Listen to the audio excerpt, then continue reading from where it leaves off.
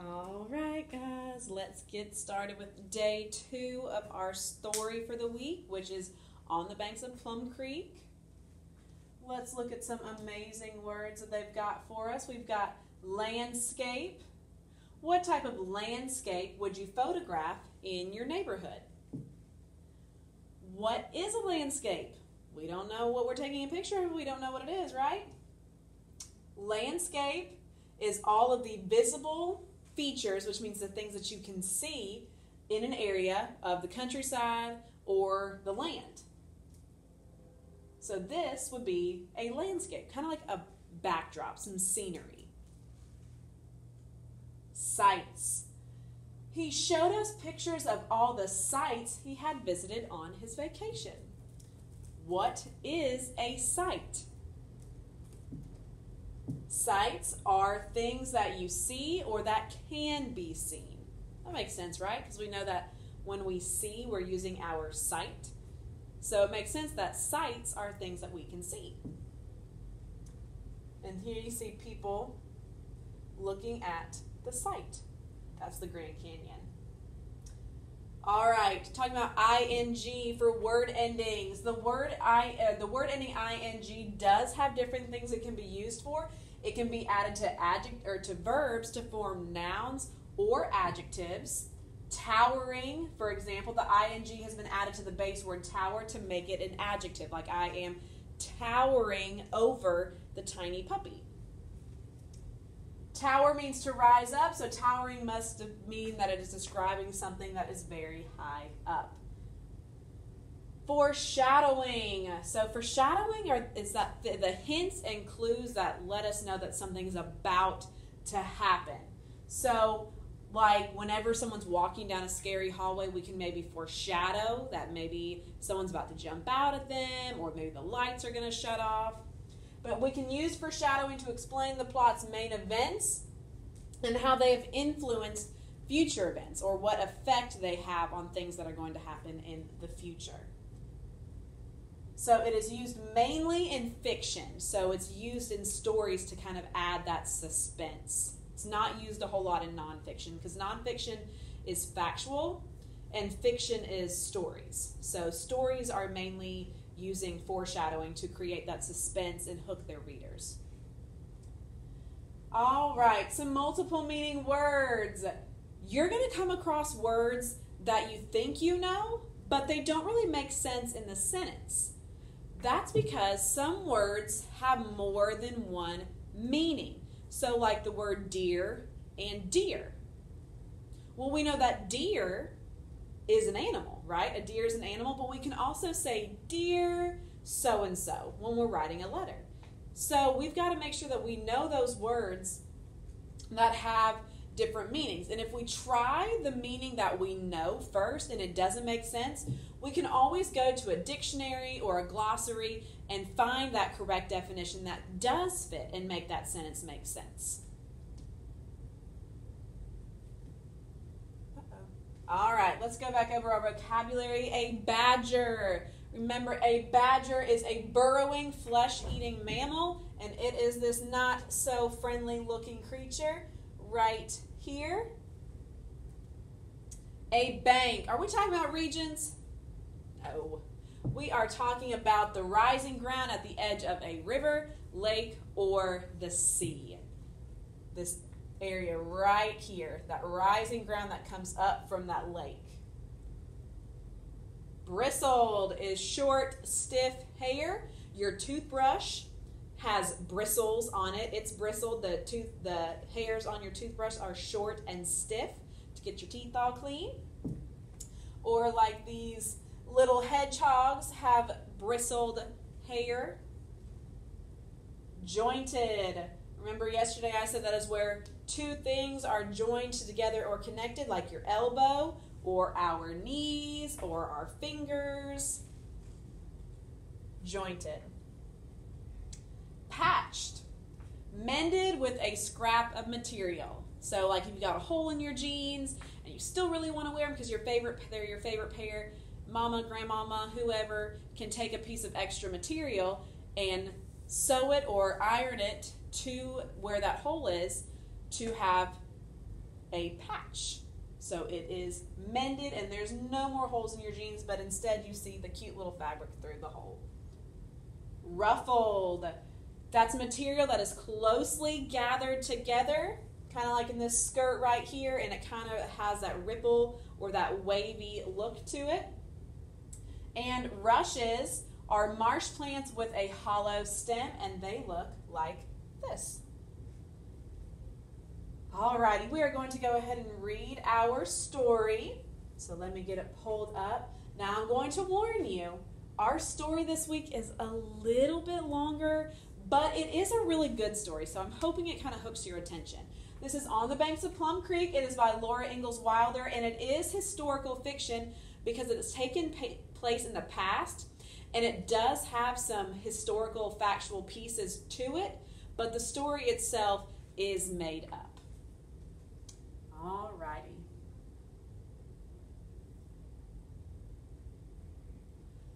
Alright, now if we had our books in front of us, I'd be telling you to make sure you're tracking and following along and paying attention as we read, but we don't have our books in front of us, so just make sure that you are tuned in and listening as closely as possible, okay? Rushes and Flags. Every morning, after Mary and Laura had done the dishes, made their bed, and swept the floor, they could go out to play. All around the door, the morning glory flowers were fresh and new, springing with all their might out of the green leaves. All along Plum Creek, the birds were talking. Sometimes a bird sang, but mostly they talked. Tweet, tweet, oh, twitter, tweet, twit, one said. Then another said, chee, chee, chee, and another laughed. Ha, ha, ha, tiraloo. Laura and Mary went over the top of their house and down along the path where Pa led the oxen to water. There, along the creek, rushes were growing, and blue flags. Every morning the blue flags were new. They stood up dark blue and proud among the green rushes. Each blue flag had 3 velvet petals that curved down like a lady's dress over hoops. From its waist, 3 ruffled, silky petals stood up and curved together. When Laura looked down inside them, she saw 3 narrow, pale tongues, and each tongue had a strip of golden fur on it. Sometimes a fat bumblebee, all black velvet and gold, was bumbling and budding there. The flat creek bank was warm, soft mud. Little pale yellow and pale blue butterflies hovered there and alighted and sipped. Bright dragonflies flew on blurry wings. The mud squeezed up between Laura's toes. Where she stepped, and where Mary stepped, and where the oxen had walked, there were tiny pools of water in their footprints. All right, so we are seeing a lot of sensory words so far, and that kind of helps us picture this setting and the story a lot better.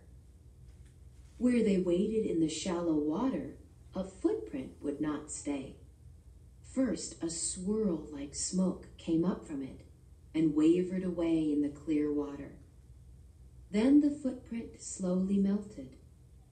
The toes smoothed out, and the heel was only a small hollow. There were tiny fishes in the water. They were so small that you could hardly see them. Only when they went swiftly, sometimes a silvery belly flashed. When Laura and Mary stood still, these little fishes swarmed around their feet and nibbled. It was a tickly feeling. On top of the water bugs skated. They had tall legs, and each of their feet made a wee dent in the water. It was hard to see a water bug. He skated so fast that before you saw him, he was somewhere else. The rushes in the wind made a wild, lonely sound. They were not soft and flat like grass. They were hard and round and sleek and jointed. One day, when Laura was wading in a deep place by the rushes, she took hold of a big one to pull herself up on the bank. It squeaked. For a minute, Laura could hardly breathe. Then she pulled another. It squeaked and came in two. Okay, so just from the first 2 pages, we can tell that the setting of the story is where? Yeah, probably in the countryside somewhere. They're talking about rushes and the water and all the flowers and the insects. So we can take a really good guess. We can make an inference, draw a conclusion that they are in the countryside somewhere. The rushes were little hollow tubes, fitted together at the joints. The tubes squeaked when you pulled them apart. They squeaked when you pushed them together again. Laura and Mary pulled them apart to hear them squeak. Then they put little ones together to make necklaces. They put big ones together to make long tubes. They blew through the tubes into the creek and made it bubble. They blew at the little fishes and scared them. Whenever they were thirsty, they could draw up long drinks of water through those tubes. Ma laughed when Laura and Mary came to dinner and supper, all splashed and muddy, with green necklaces around their necks and the long green tubes in their hands. They brought her bouquets of the blue flags, and she put them on the table to make it pretty. "I declare," she said, "you two play in the creek so much, you'll be turning to water bugs." Pa and Ma did not care how much they played in the creek, only they must never go upstream beyond the little willow valley. The creek came around a curve there. It came out of a hole full of deep, dark water. They must never go near enough to that hole, even to see it. "Someday I'll take you there," Pa promised them. And one Sunday afternoon, he told them that this was the day. All right, this next section is called Deep Water, and I want to read to y'all. I don't want them to read to you anymore. In the dugout, Laura and Mary took off all their clothes, and over their bare skins they put on old patched dresses. Ma tied on her sunbonnet, Pa took Carrie on his arm, and they all set out. They went past the cattle path and the rushes, past the willow valley and the plum thickets. They went down a steep grassy bank and then across a level place where the grass was tall and coarse. They passed a high, almost straight up wall of earth where no grass grew. "What is that, Pa?" Laura asked, and Pa said, "That is a tableland, Laura." He pushed on through the thick, tall grass, making a path for Ma and Mary and Laura. Suddenly, they came out of the high grass, and the creek was there. It ran twinkling over white gravel into a wide pool curved against a low bank where the grass was short. Tall willows stood up on the other side of the pool. Flat on the water lay a shimmery picture of those willows with every green leaf fluttering.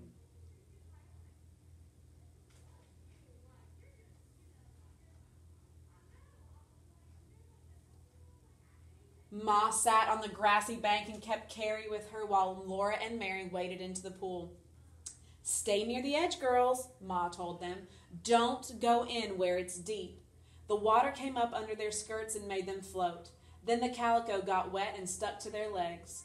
Laura went in deeper and deeper. The water came up and almost to her waist. She squatted down and then it came to her chin. Everything was watery, cool, and unsteady. Laura felt very light. Her feet were so light that they almost lifted up off the creek bottom. She hopped and splashed with her arms. "Oh, Laura, don't!" Mary cried. "Don't go in any farther, Laura," said Ma. Laura kept on splashing. One big splash lifted both feet. Her feet came up, her arms did as they pleased, her head went under the water. She was scared. There was nothing to hold on to, nothing solid anywhere. Then she was standing up, streaming water all over, but her feet were solid. Nobody had seen that. Mary was tucking up her skirts, Ma was playing with Carrie, Pa was out of sight among the willows, so Laura walked as fast as she could in the water. She stepped down deeper and deeper. The water came up past her middle, up to her arms. Suddenly, deep down in the water, something grabbed her foot. The thing jerked and down she went into the deep water. She couldn't breathe and she couldn't see. She grabbed and could not get a hold of anything. Water filled her ears and her eyes and her mouth. Then her head came out of the water close to Pa's head. Pa was holding her. "Well, young lady," Paul said, "you went out too far, and how did you like it?" Laura could not speak. She had to breathe. "You heard Ma tell you to stay close to the bank," said Pa. "Why didn't you obey her? You deserved a ducking, and I ducked you. Next time, you'll do as you're told." "Yes, Pa," Laura spluttered. "Oh, Pa, please do it again." Pa said, "Well, I'll..." Then his great laughter rang among the willows. "Why didn't you holler when I ducked you?" he said. "Weren't you scared?" So it seems like Laura likes a little bit of adventure, right? "I was awful scared," Laura gasped, "but please do it again." Then she asked him, "How did you get down there, Pa?" Pa told her he had swum underwater from the willows, but they could not stay in the deep water. They must go near the bank and play with Mary. All that afternoon, Pa and Laura and Mary played in the water. They waded and they fought water fights, and whenever Laura or Mary went near the deep water, Pa ducked them under the water. Mary was a good girl after one ducking, but Laura was ducked many times. Then it was almost chore time, and they had to go home. They went dripping along the path through the tall grass, and when they came to the tableland, Laura wanted to climb it. Pa climbed part way up, and Laura and Mary climbed, holding to his hands. The dry dirt slipped and slid. Tangled grass roots hung down from the bulging edge overhead. Then Pa lifted Laura up and set her on the tableland. It really was like a table. That ground rose up high above the tall grasses, and it was round and flat on top. The grass was short and stiff. Pa and Laura and Mary stood up on top of that tableland and looked over the grasstops and the pool to the prairie beyond. They all looked around at prairies stretching to the rim of the sky. Then they had to slide down again to the lowland and go on home. That had been a wonderful afternoon. "It's been lots of fun," Pa said, "but you girls remember what I tell you. Don't you ever go near that swimming hole unless I'm with you." All right, and that's where we're going to stop today. We'll pick up the rest next week on Monday. Does it seem like Laura might try to get in some trouble? Yeah, I think this gives a little bit of foreshadowing, that warning that he's giving those girls. I think when we finish our story on Monday, we'll see that maybe she did listen and maybe she didn't. You guys have a great weekend. This story is on your Pearson Realize if you want to finish reading it and you can't wait until Monday. But I will see you guys on your computer screen next week.